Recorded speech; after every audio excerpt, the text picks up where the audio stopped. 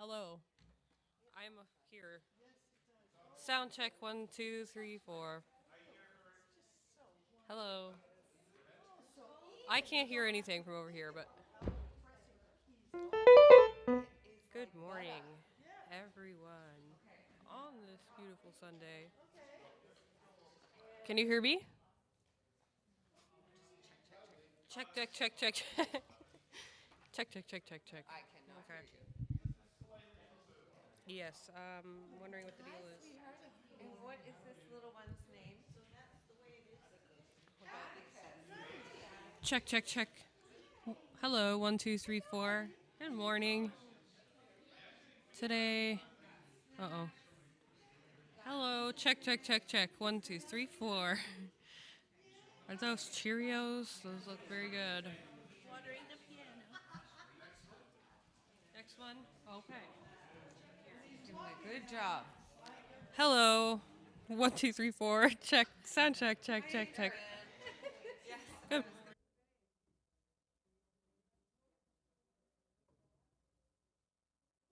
Check, check, check, check, check, check, check, check, check, check, check. Check, check, check, check, check, check, check, check, check. About this song, Check, check, check, check. I have a tennis.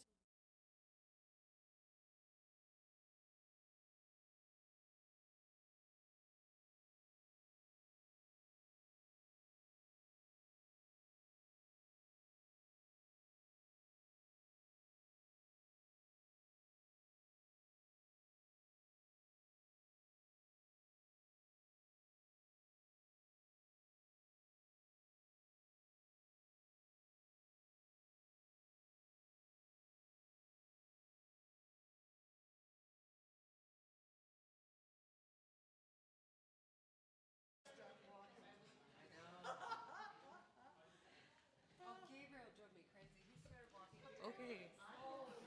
Sound check. 1, 2, 3, 4. Sound check. Check. Check. Oh, I can hear. Hello. 1, 2, 3, 4. Check. Check. Check. A B C D E F G. Good morning. Sound check. 1, 2, 3, 4. Sound check. Check. Check. Check. Lay back in the pillows and you can just carry him around. Sound check. Sorry. Good morning.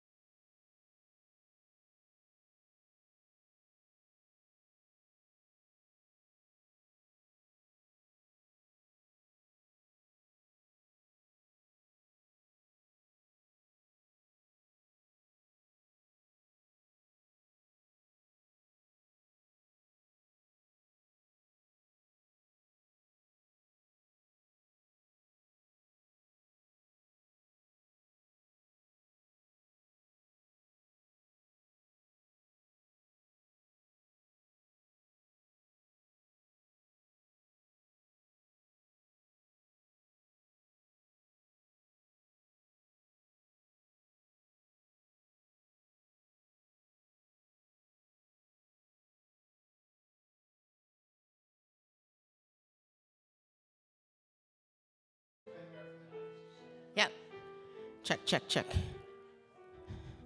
Sometimes I feel like a motherless child. Sometimes I feel like a motherless child. That sounds a bit hot to me. Baby, you're hot. Hot, hot, like too live. It is very lively. Yes, yes, that's what I mean. It's lively. Check, check, check, check. Yeah. That's good. One of my mother's favorites.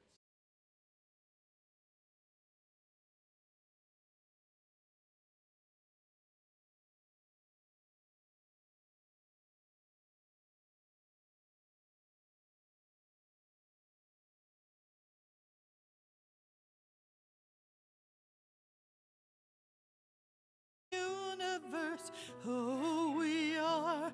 For each child that's born, a morning star rises and sings to the universe who we are. We are our grandmother's prayers, and we are our grandfather's dreamings. We are the breath of our ancestors. We are the Spirit of God. We are mothers of courage and fathers of time. We are daughters of dust and the sons of great visions. We're sisters of mercy and brothers of love. We are lovers of life and the builders of nations. We're seekers of truth and keepers of faith. We are makers of peace and the wisdom of ages. We are our grandmother's prayers, and we are our grandfather's dreamings. We are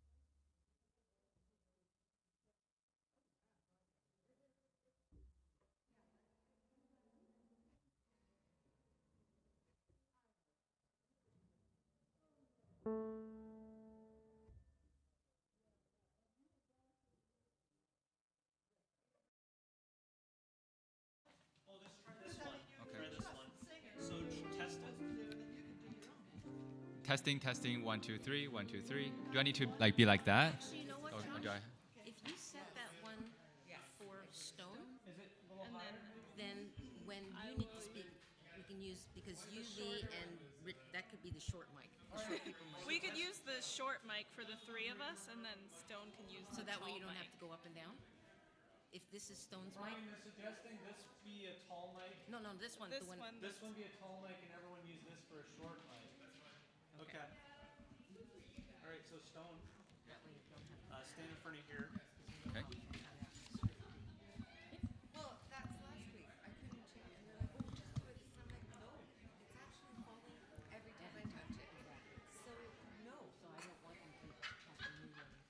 Testing, testing, 1, 2, 3, 1, 2, 3. Testing, testing, 1, 2, 3. Is it okay a little lower, maybe? Like here?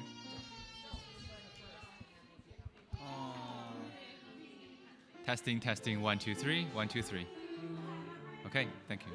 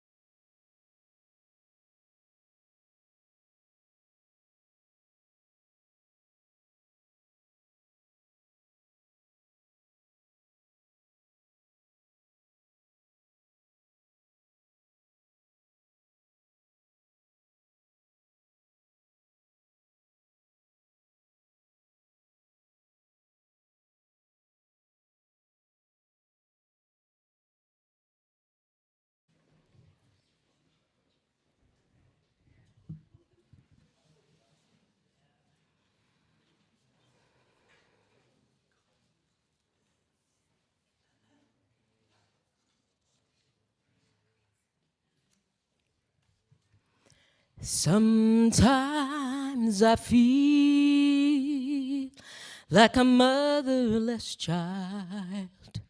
Sometimes I feel like a motherless child. Sometimes I feel like a motherless child, a long way from home, a long, long way from home. Sometimes I feel like I'm almost gone. Sometimes I feel like I'm almost gone. Sometimes I feel like I'm almost gone. A long way from home, a long, long way from home. Sometimes I feel like a motherless child. Sometimes I feel like a motherless child. Sometimes I feel like a motherless child, a long way from home, a long, long way from home.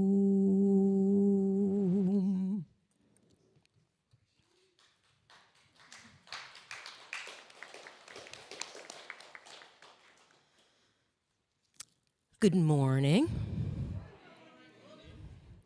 Welcome to the inaugural episode of Decolonization Today. We are broadcasting via Vimeo and YouTube from the sanctuary at the First Unitarian Church of Hamilton. Being appropriate guests, we in the show today will be honoring the liturgical shape of the services at First Unitarian Church of Hamilton. We will not set things up for failure for you. The other thing that I need to say is, I don't know how many times you've been on an airplane and the flight attendant comes on just before you land and says, "Be careful with the overhead bins, as things may have shifted in transit." So if anybody is looking at the order of service that was produced on Friday, it has shifted. So just work with us. Work with us. So our esteemed guests for the show today are Dr. Richard Douglas Chin and one of the best couples on the face of the planet, Stone Fu and Esther Hirschberger. There are some people here at First Unitarian Church of Hamilton who are helpful in getting this show together today. So I would like to recognize them. Our music director, Rachel Derry, is here. Our hymn leader for today will be Marianne Terpstra. The story for all ages will be me. The tech team today is Josh McIntyre, John Elliott, and Arthur, and I cannot remember Arthur's last name. Bullock. Arthur Bullock. Our ushers today are Marion Sneed and Barbara Wallace, and our worship associates are Paula Borner and Sue Johnston.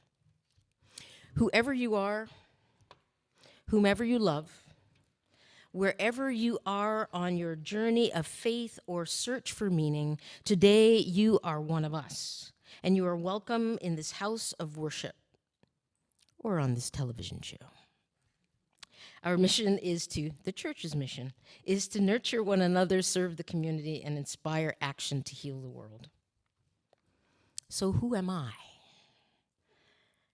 I'm your service leader for today. And the host of the show, of course. My pronouns are she, they. I am Beverly Florence Horton. I am the daughter of George Edmund Fitzgerald Horton and Sybil Mary Elizabeth Keynes Horton, granddaughter of Olivia Ernestine Horton Savory and Louisa Duke Keynes, great-granddaughter of Florence Giddings Horton and David Horton.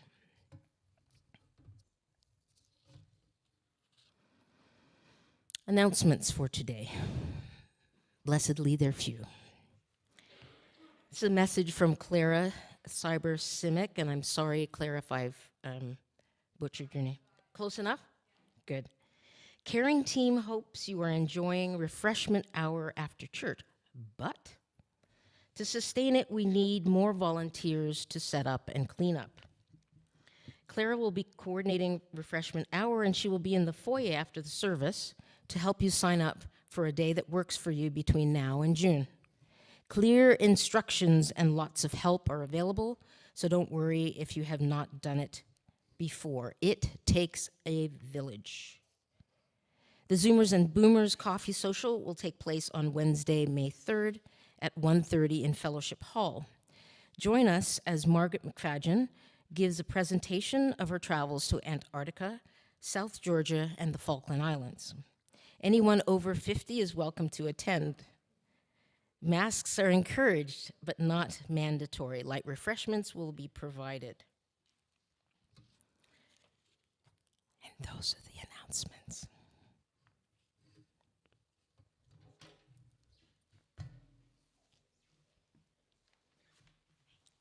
Good morning.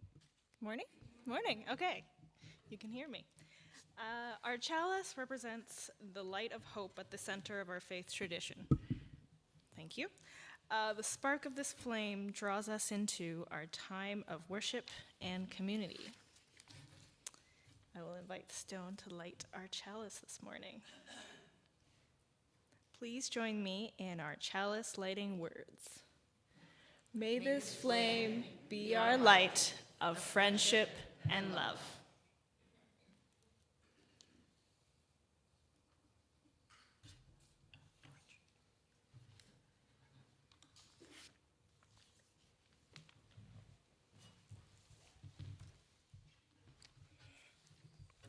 I'm going to do the land acknowledgement now.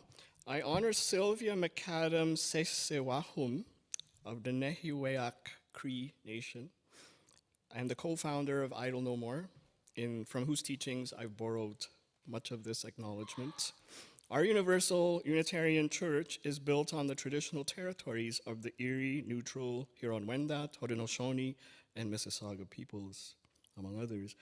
This territory is covered by the Dish with One Spoon, Wampum Belt Covenant, an agreement between the Haudenosaunee and the Anishinaabe to share and care for the resources around the Great Lakes, which the Anishinaabe called the 5 freshwater seas, Neano, Nibi, Naang, Gitchi, Gamin.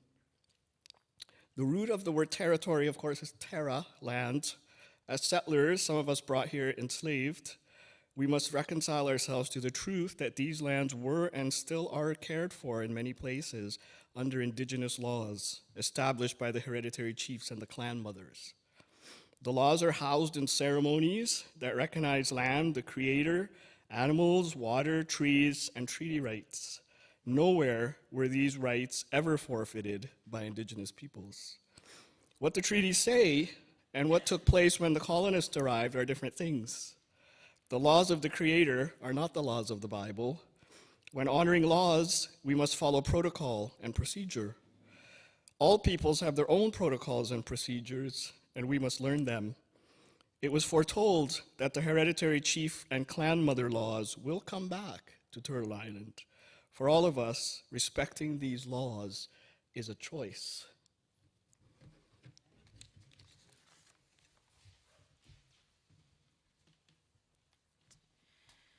Our call to worship this morning is adapted from Louis Yaco's Decolonizing Knowledge Production, a practical guide. Decolonization is about remembering what has been dismembered. It's about re-educating ourselves in ways that allow us to reconnect with our souls, our minds, and bodies, to rebuild all that has been damaged by the colonial wounds and the disciplinary institutions we dealt with throughout our lives. It is indeed about re-educating ourselves in such ways that we realize our full potential to contribute to our communities and to the wider world.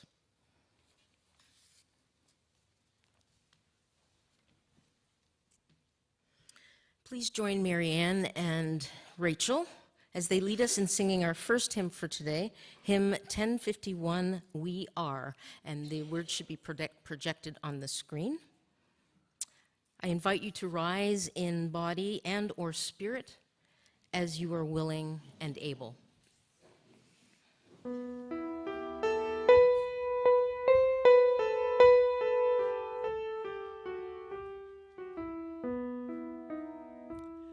For each child that's born, a morning star rises and sings to the universe who we are. For each child that's born, a morning star rises and sings to the universe who we are.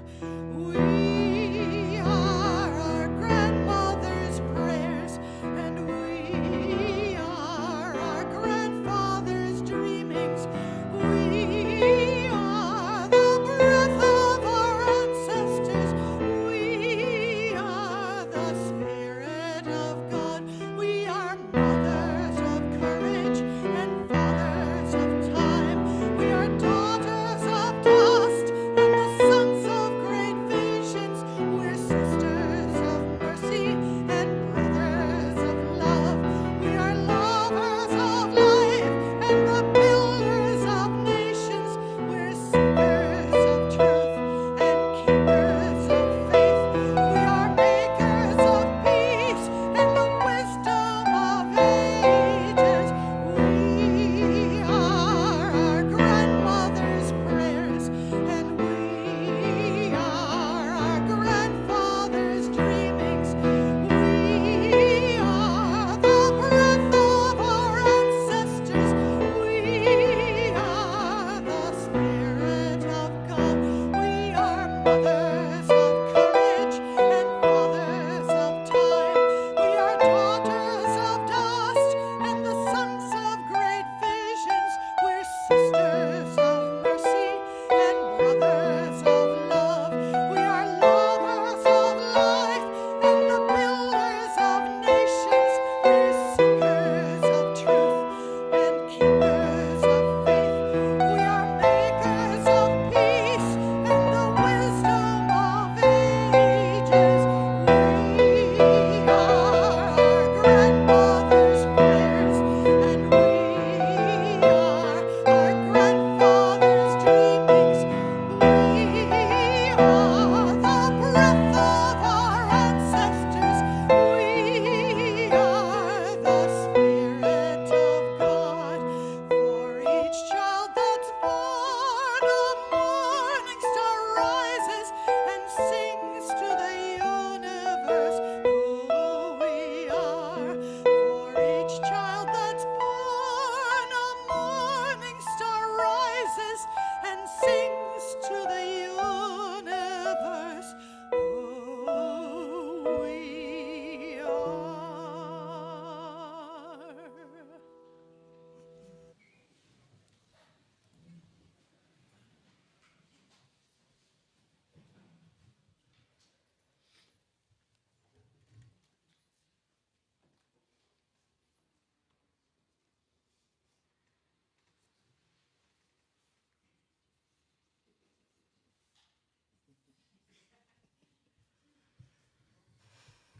This morning's story for all ages is entitled Born on the Water. It's written by Nicole Hannah Jones and Renee Watson, illustrated by Nicholas Smith.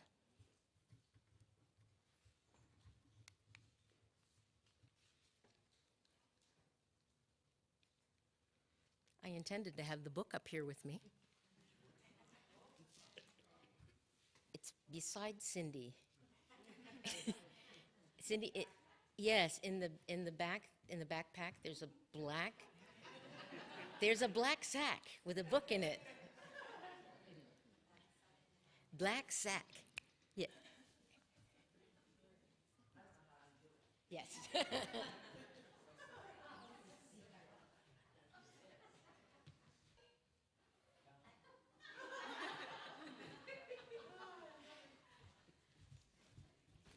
You wouldn't believe that I was here at 9:30. Oh, you have it too. But the pages aren't marked. One moment, please. Okay.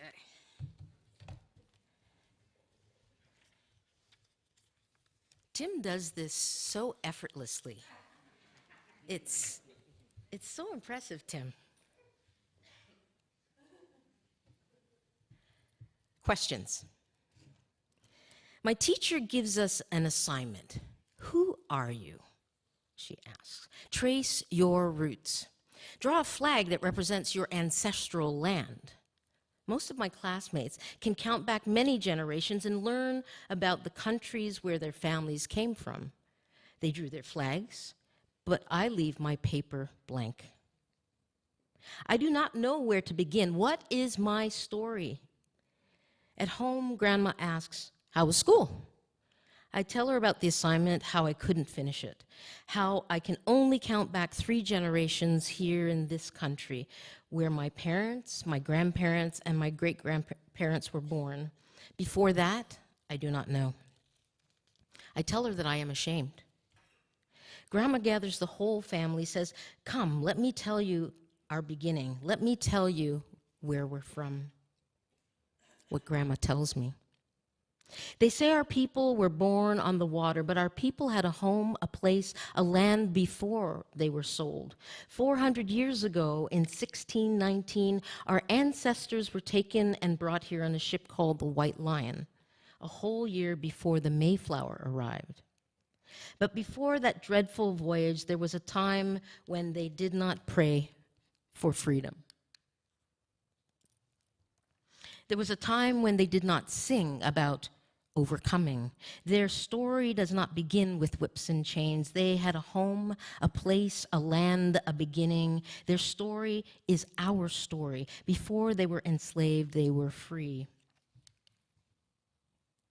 They had a language. They spoke Kimbutu. They had their own words for love, for friend, for family. The kingdom of Ndongo was nestled between the Lukala and Kwanza rivers on a high, high plateau in West Central Africa. The people were good with their hands, knew the power of a seed, how to plant it, how to water it, how to make something out of nothing. The people were good with their hands, good at math and science. They used shells for money, counting, recording, trading. They knew what their work was worth. They spoke Kimbundu, had their own words for joy, for grow, for home. Their hands had a knowing. Their hands had a knowing. They knew how to hold a baby close, how to rock the child to keep her from crying. Their hands knew how to mix herbs, how to get the just right flavor for a meal. Their hands knew how to beat and twist and shape iron, how to make gardening tools, armor, and weapons. Their hearts had a knowing. They knew how to make work joyful, how to keep rhythm by pounding the tools against metal, how to make music to keep them company as they worked. Their minds had a knowing. Worldly, curious, sharp. When they met the white people, they learned quickly, taught their tongues to speak Portuguese, taught their eyes to read strange words. They knew how to mix the old with the young, the old with the new. How even as ancient people always had more to learn.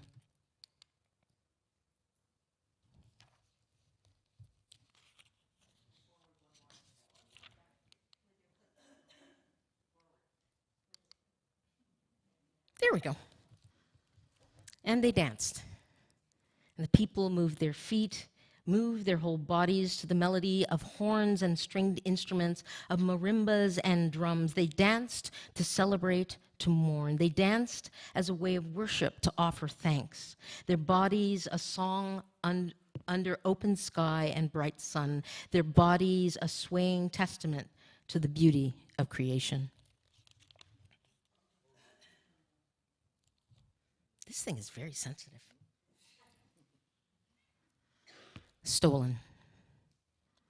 And the white people took them away, kidnapped them, baptized them in the name of their God, stamped them with new names. Ours is no immigration story. They did not get to pack bags stuffed with cherished things, with the doll grandmama had woven from tall grass, with the baby blanket handed down from generation to generation, all the way back, so far back that it carried the scent of the ancestors. They could not hug their fathers and mothers, daughters and sons, hearts thumping in rhythm, clinging to that final sweetness before the parting.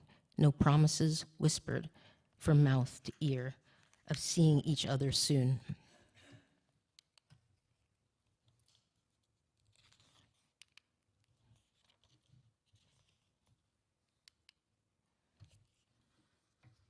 Point Comfort.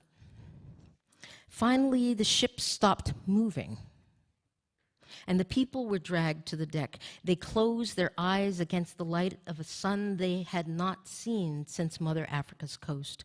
They closed their eyes against the sight of a land that was not theirs. They cried a silent cry as white men spoke strange words talking about their bodies, and with a handshake traded another's child, another's mama and daddy, 20 to 30 beloved human beings in all, for a few pounds of food and drink. 400 years ago, in the year 1619, the white people called their land Virginia, a sweet-sounding word for a place of such pain. A sweet-sounding word for the place where American slavery began.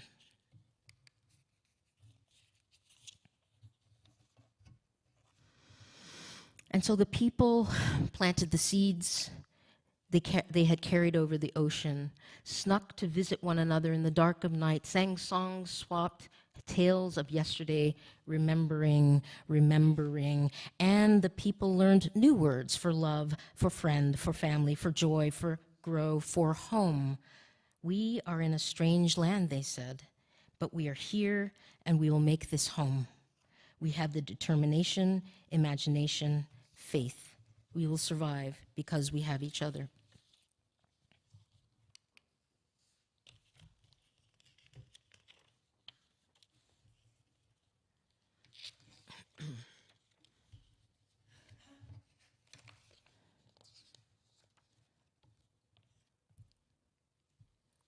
William Tucker. Hope is a promise.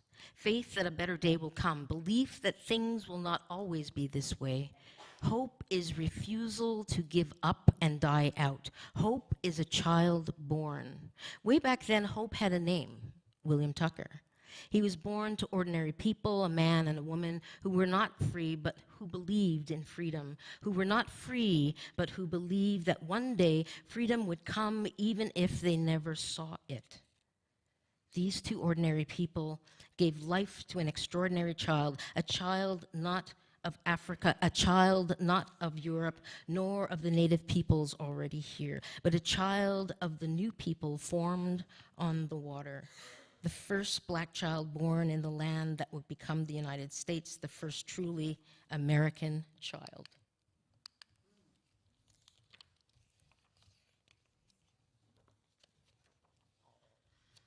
Pride. Grandma looks at me and my brother, tells us this is why we say Black Lives Matter, why we celebrate Black girl magic, why we believe we were our ancestors' wildest dreams. Never forget we are their hope. Never forget you come from a people of great strength, Grandma says. Be proud of our history. Be proud of your history. The next day, I go to school, pull out my red crayon, my blue and my white. I draw the stars and I draw the stripes of the flag of the country that my ancestors built, that my grandma and grandpa built, that I will help build too. And I am not ashamed. I know what my story is, where I am from, where I begin.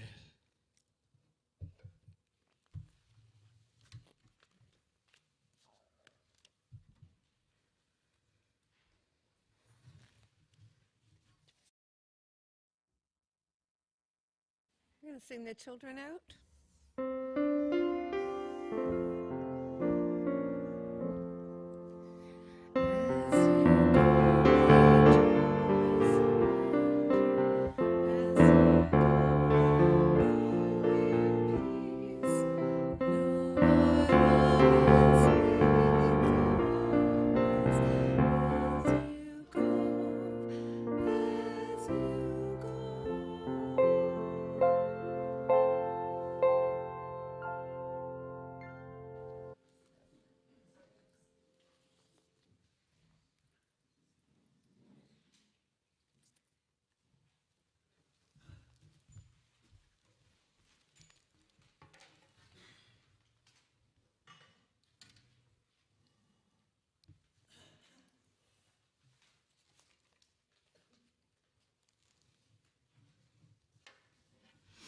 This poem is entitled Discourse on the Logic of Language, written by M.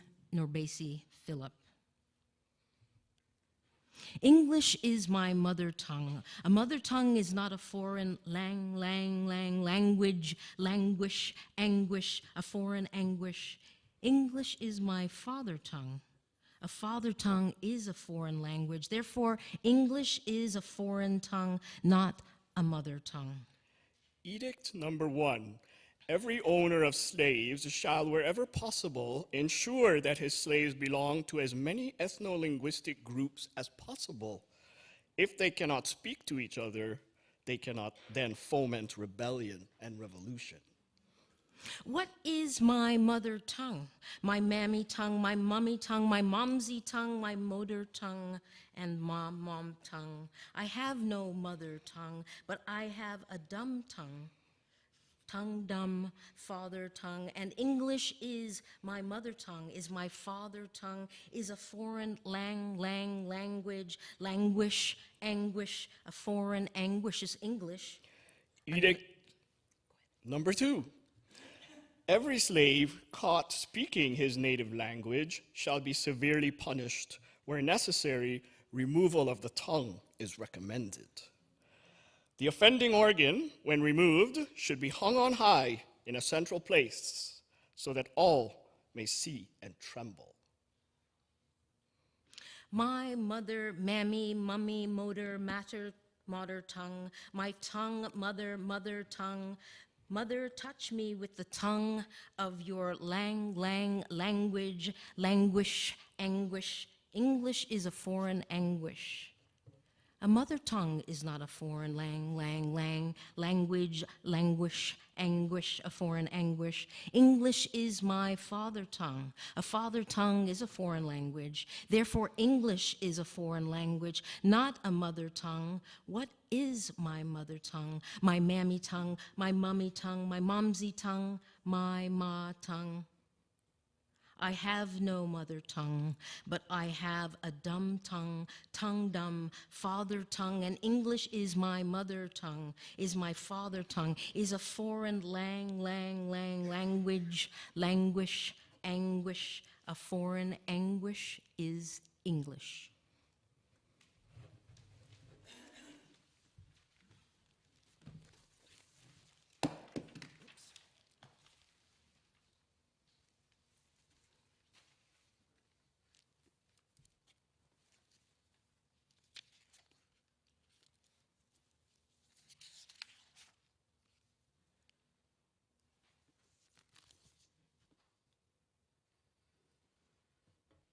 Sometimes I feel like a motherless child, a long way from home, a long way from home.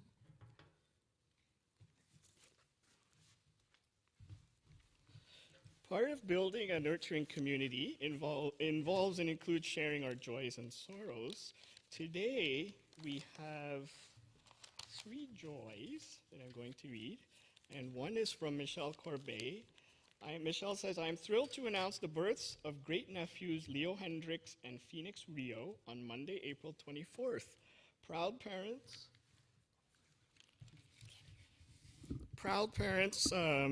are my nephew Noah Corbet-Wild and niece Alice Johnson-Wild of Minneapolis, Minnesota.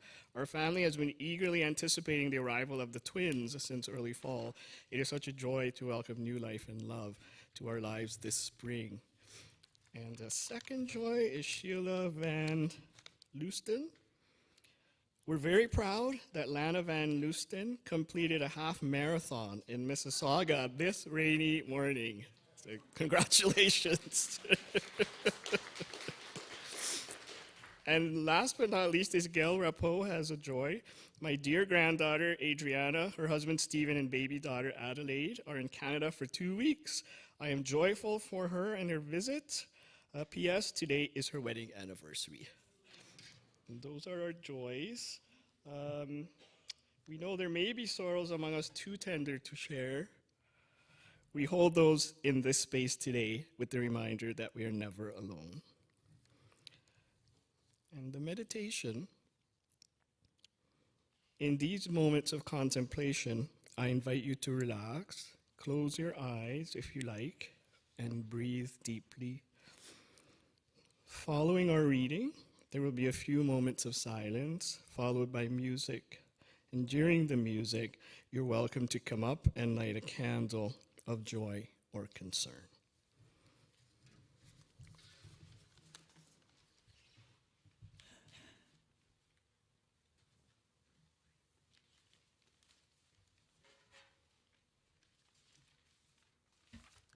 This morning's reading is Irresistible Independence, written by Dinah Robert. My ancestors gave me life, now I'm here to strive. Strive for equality everybody needs to see. Diving into history, healing from things that could be. Decolonization is planted in all of us, not something typical we need to discuss. Open your eyes and your heart before the world is falling apart. The aftermath will always be visible. Independence is irresistible.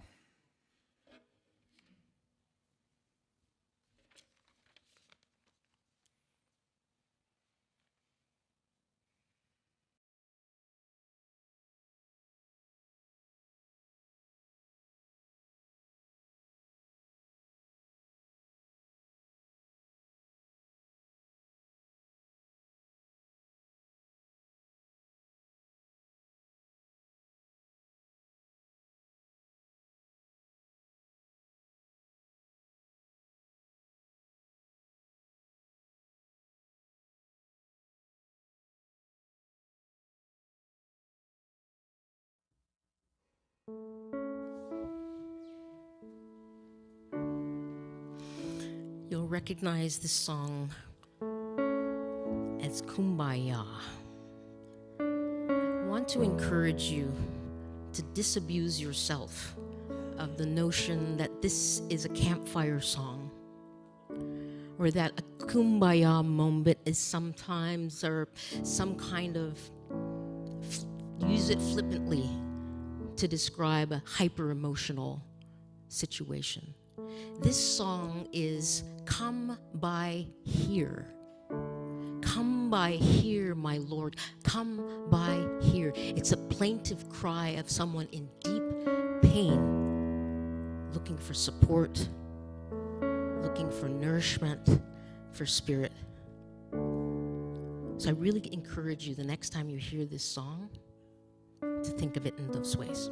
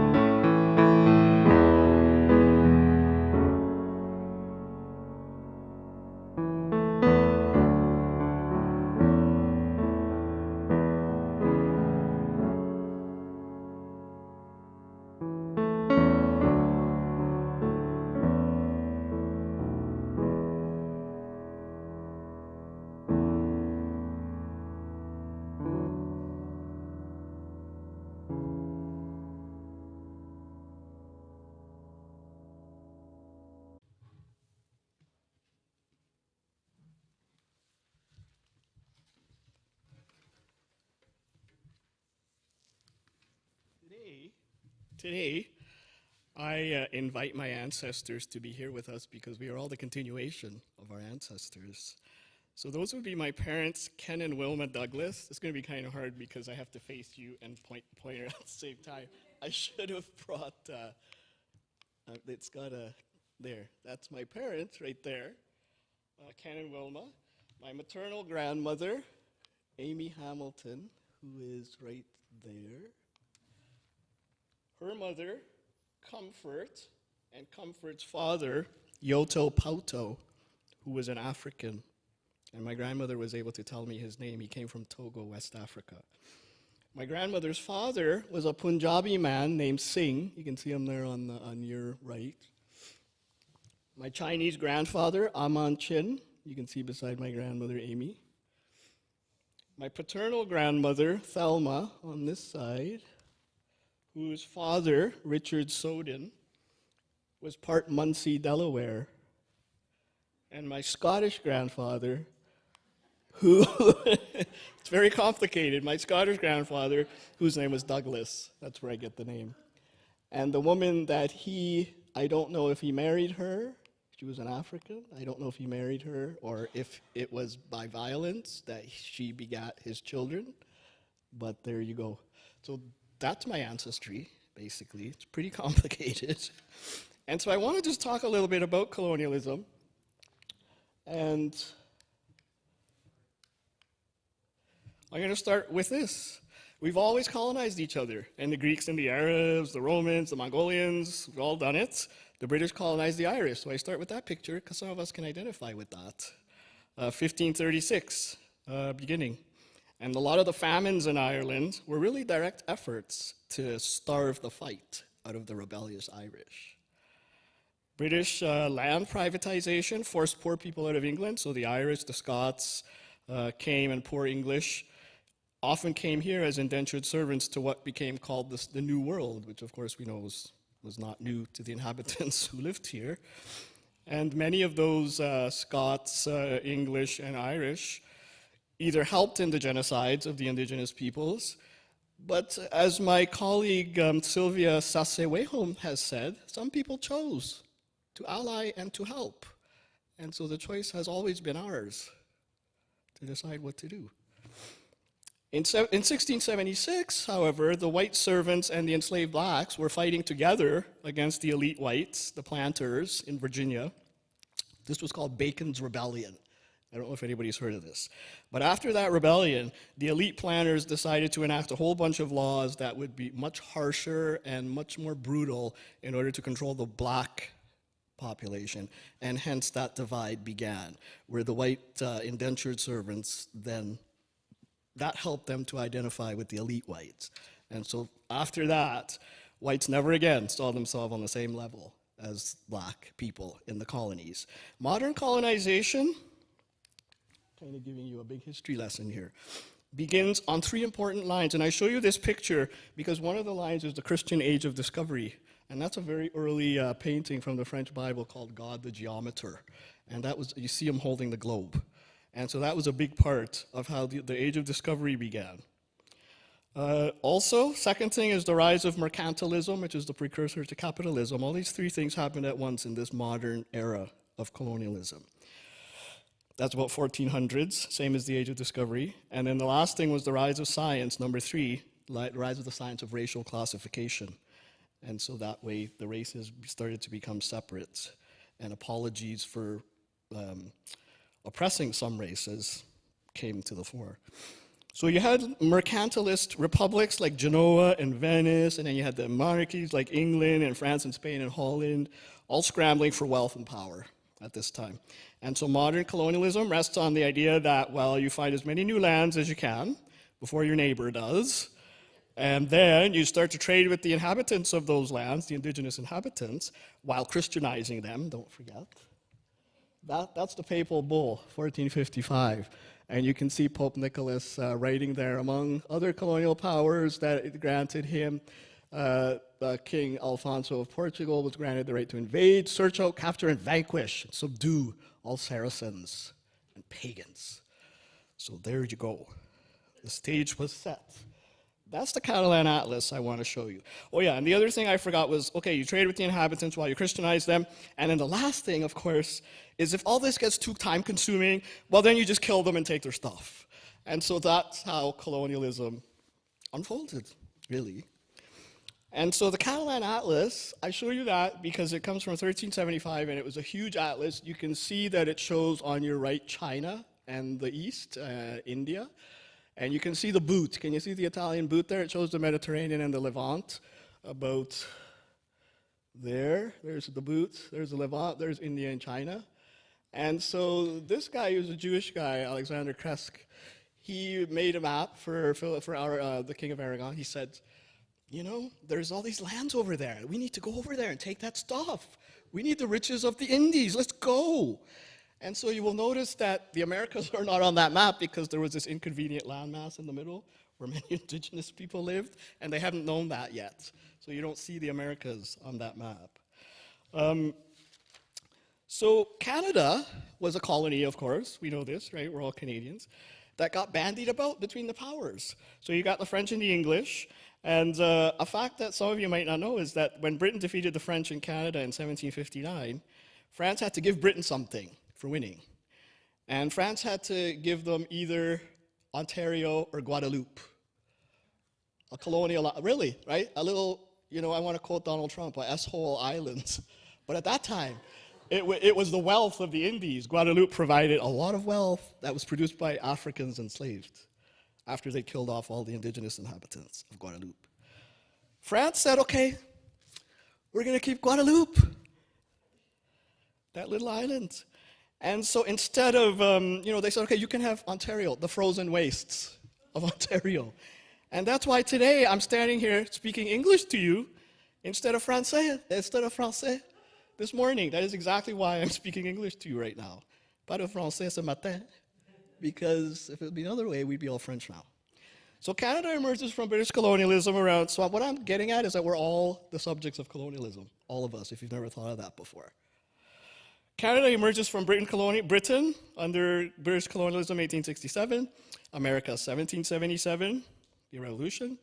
And an aside about that, the American Revolution, the 13 rebel colonies, would not have succeeded if England had not been so busy sending all its navies over to the Caribbean to protect those colonies, because those colonies provided unspeakable wealth for Britain, France, and Spain. So we might not even have an America today if it wasn't for colonialism. Many African countries started to gain their independence in the 60s and the 50s and 60s after the 1884 carving up of Africa. Do people know that? The Berlin Conference, a bunch of European powers sat down together and said, oh, we're just going to carve up Africa. If you know the novel, the Conrad novel, Heart of Darkness, it comes out of his concern about that, what was happening in Africa. The Asian and Caribbean countries also started to get independence why do I have that there? That should be 7. I'm coming to it. The Asian and Caribbean ones had their independences around the same time, the 60s. I want to mention that Vietnam's independence from France led to the Vietnam War, which many of us know. We were kids when that happened, right? And that was because North Vietnam turned to Russia after Vietnam got free from France. And North Vietnam turned to Russia, and the Americans said, well, we can't have that. But many of the colonies turned to Russia and communism because they thought, these guys are probably a better bet than Western democracy from what we've seen so far. And that still exists today, that feeling. Indigenous people in Canada still haven't managed to break the grip of colonization. And what will it take for us to help break that? There's a writer, a Maori writer, who says, post-colonialism? What? Have they left? No. Indigenous people are still under colonization as we sit here today on their lands. So as I said before, the choice is ours to decide what to do. My family, that's why the picture was up there. There, where is it? Yeah. Oops, there's some more carving up going on. Okay, quit jumping around. Okay. So my family that you saw there harks back to many of the histories and the places I've mentioned, and they're all part of modern colonialism. And my ancestors passed down a lot of stories of triumph and against bitter odds. My great-grandmother, the African, she was born of an African, Comfort Green on the right there. That's actually Harriet Tubman, because for some of them I don't have images. But when you can't have a picture, you invent. And so I thought, okay, Comfort Green, Harriet Tubman, yeah, I can dig it. So she remembers a song. And my grandmother told me this. Comfort Green, her mother, used to sing a song, and the song went like this: "Oh, master, please don't bury me because I ain't dead yet." So does that tell you something? That tells you something about what used to go on in the day, right?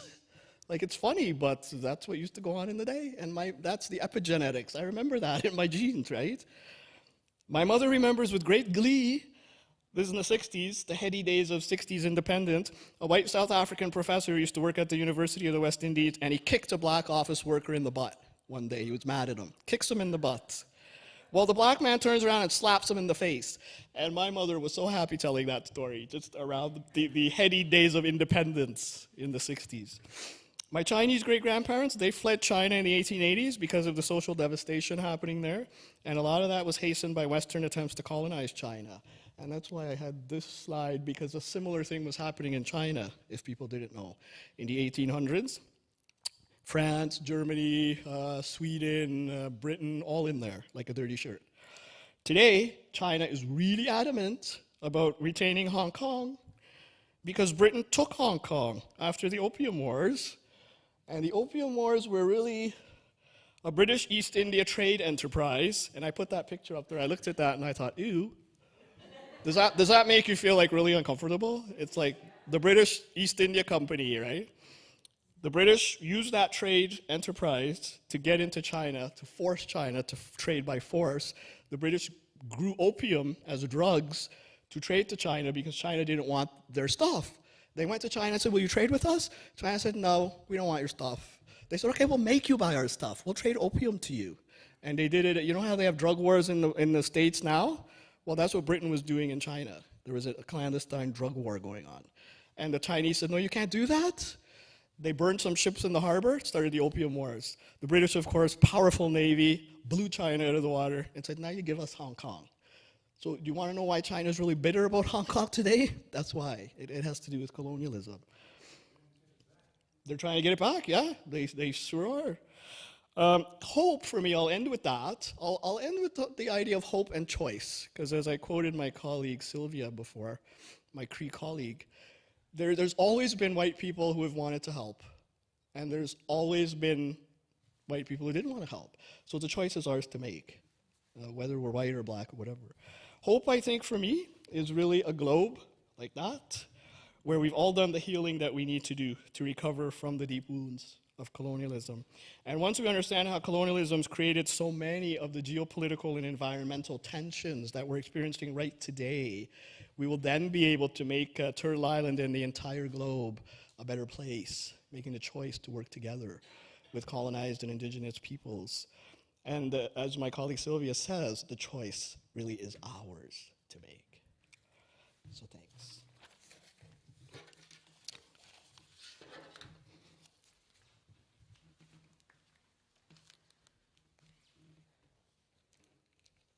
Some of you were holding back. I heard some like almost.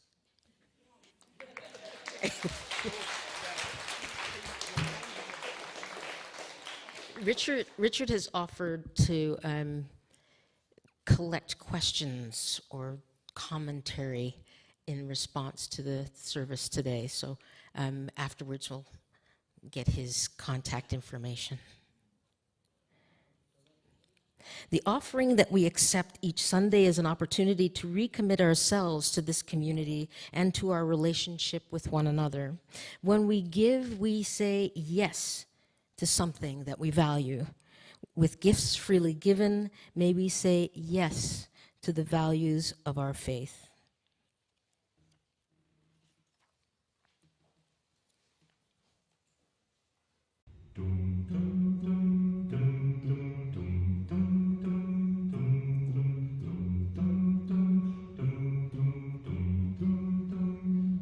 I am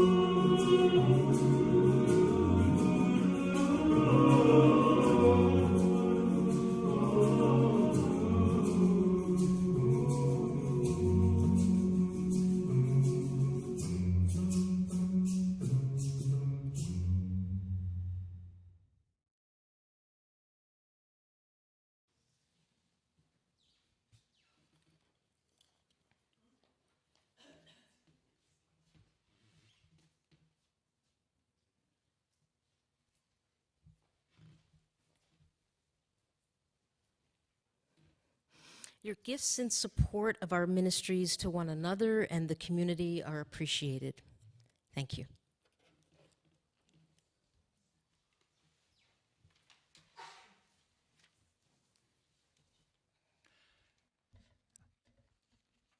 So my name is Sidong Fu, or Stone Fu. Thanks for inviting me to share my reflections on decolonization. My family emigrated from China to Canada when I was 17. As an immigrant who has a lot of stress going on in my own life, I was not too interested in the indigenous issues. However, during one of my profound mystical experiences that happened when I was living in Dundas 2 years ago, I vividly witnessed in my vision the colonizer soldiers with red army suits and guns persecuting the indigenous people. It's the first time I deeply understood the pain of indigenous people, and that shifted my disinterested attitude. So after that, I started making a connection of what my ancestors did that was very similar. So I entered the psychotherapy profession about 5 years ago, but only recently did I start to reflect on how my ancestral trauma impacts my individual psyche. So my ancestors on my dad's side are the Manchurian people. They were the nomad around the Mongolia area who dominated mainland China from 1600s to 1900s. Fortunately, my extended family on my dad's side kept a very extended family tree, which is shown here on the screen. My ancestors on my mom's side are the very common Han people who have been living in mainland China. So these two ethnic groups have been in conflicts, major conflicts with each other for hundreds of years. Through military domination, cultural assimilation, they've gone through repeated cycles of war and peace, resulting in hundreds of thousands of casualties throughout the centuries. Modern depth psychology research has shown that these energies of killing and being killed, of superiority and oppression, of violence and war, of violence and fear, have been passed down from nervous system to nervous system through generations to generations. And they're also stored in the collective unconscious, serving as seeds for depression and anger.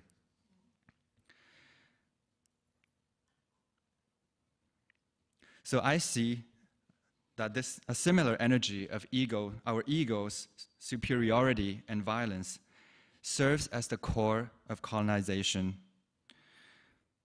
If I don't do some deep healing work with my body and my mind, I'm afraid I will unconsciously pass those energies to people around me. That includes my own children. decolonization definitely involves collective work like social policy, advocacy, and raising awarenesses. And it also requires deep psychological work to heal our own unconscious mind and awaken our own internal healing spirit through mystical experiences and non-ordinary state of consciousness, so that we can effectively spread the energy of love and peace wherever we go. Thank you.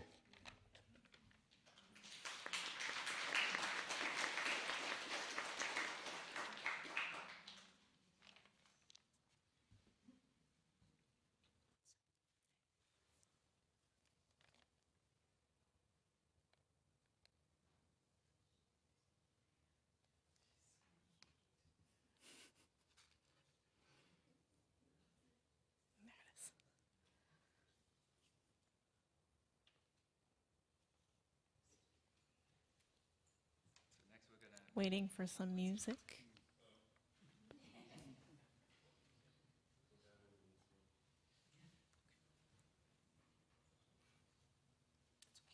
Okay, you know what?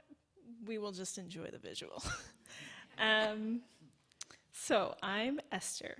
I am the daughter of Jason and Sarah Hirschberger, granddaughter of David and Esther Hirschberger, and believe it or not, I don't know my Chinese grandparents' names. I know them as Waipo and Waigong, their titles. And I'm also the great-granddaughter of Elam and Eliza Hosteller. Very Mennonite names, but that's a story for another time. Colonization's a complicated topic for me. As a person of half Caucasian and half Asian descent, I'm aware of the tug of war, the paradox that exists within my body. I am the colonizer and the colonized. I've always felt pressure to pick a side, choose which heritage or culture I identify with more. And it's very frustrating for me to be faced with this dichotomy. Why is this a multiple choice question where my answer is not one of the choices? And so, as the conversation continues and I'm explaining this to people, I like seeing the look on people's faces when my existence just gets them to question the validity of racial boxes. And here's my out-of-the-box answer. I'm neither Asian nor white. I'm both. I see race as a very oversimplified way of categorizing people that leaves way too much room for assumption and bias. Maybe a person's race doesn't say as much about them as we think. And so much of our current definition of race comes from the history of division and colonization. However, I'm not suggesting we abandon the idea of race altogether and ignore our certain current social context, but just keep our eyes open to the very serious and real consequences of drawing these racial lines and hierarchies. For a long time, I felt exempt from doing any racism work because I'm mixed race. How could I be racist against myself? It's not like there's such thing as internalized racism. Wait a minute. I began to notice implicitly and explicitly, I favored one side more than the other.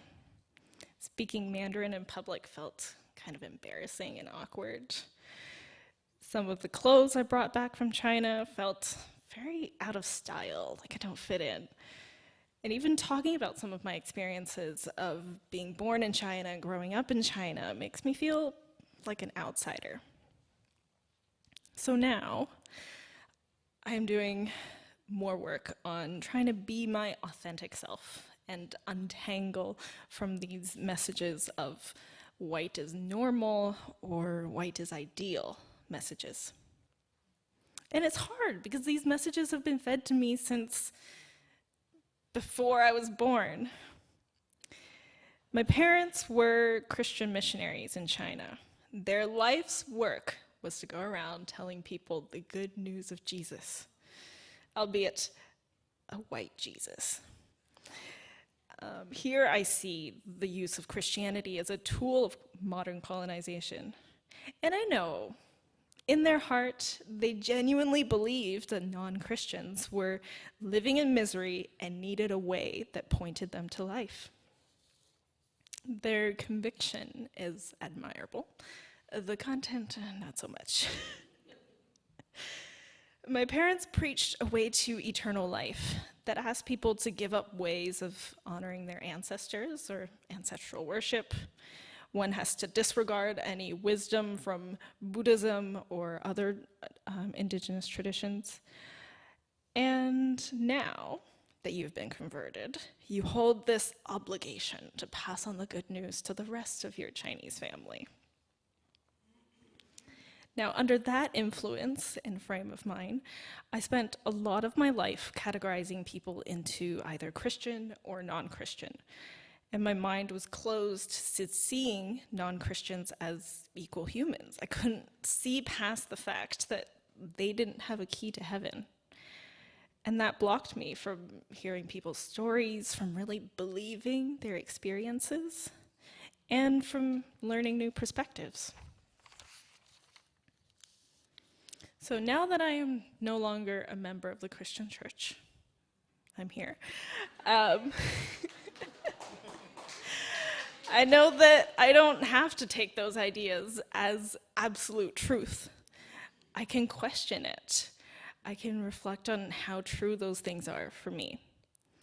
And here's my hope for this congregation and anyone listening today, that we begin to listen and believe the experiences of those that are from a different racial and ethnic backgrounds, and to examine our own thoughts and beliefs that have been conditioned for so long by colonization.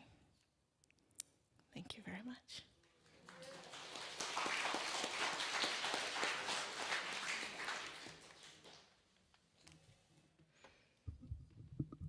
Trying to be mindful that there are folks on the other side of the building that have programs that are expected to end at 11:30.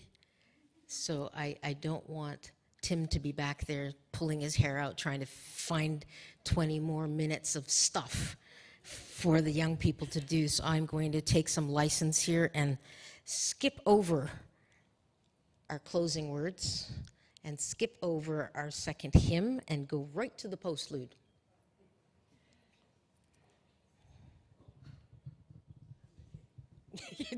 Rachel says, I'm with you.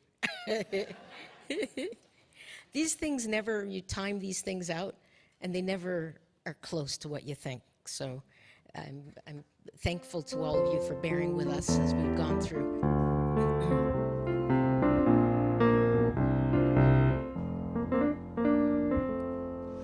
I wish I knew how it would feel to be free.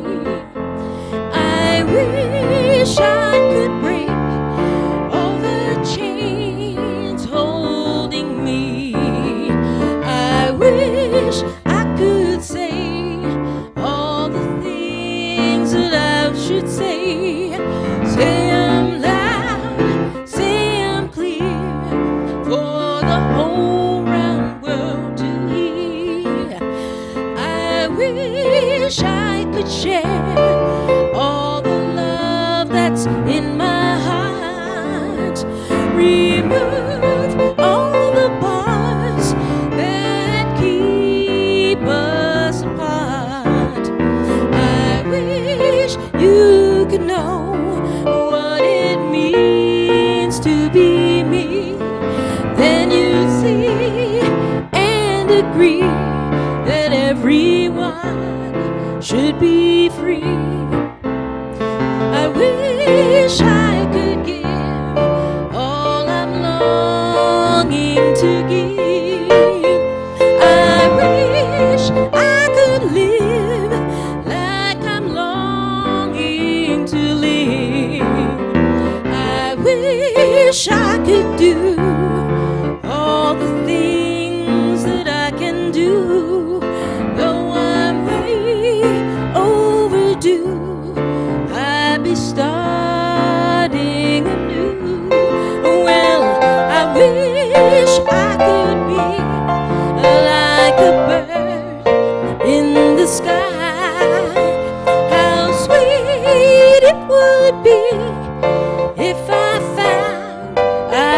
could fly, I'd soar to the sun and look down at the sea, and I'd sing, 'cause I know, yes, I'd sing, 'cause I know, and I'd sing, 'cause I know how it feels to be free.